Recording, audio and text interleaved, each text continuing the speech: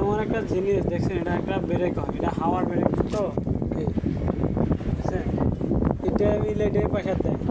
তো এটা চলে গেছে, তারপর তো ব্রেকই হয় না। কি রে, ব্রেক মারলে ব্রেকের হাওয়া কই যায়? তা হাওয়া থাকে না, এই যে এটা ফাইটা গেছে তো এই এটা ফাইটা গেছে, নষ্ট হয়েছে। এই যে এই এটা এখন পাল্টা দিয়েছি তো আমরা। এটা না থাকলে সিসির কোনো ব্রেকই নেই, হাওয়ার উপর ব্রেক তো।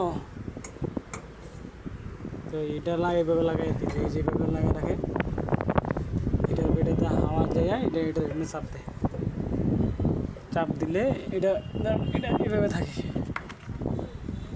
এই যে এইভাবে তিন জায়গায় থাকে, লাগানোর পরে দেয় এটা এইভাবে লাগে থাকে।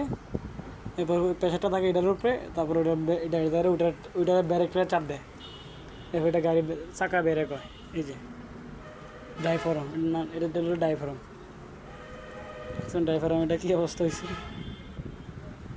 ব্রেকে ডাইফরম চলে যায়।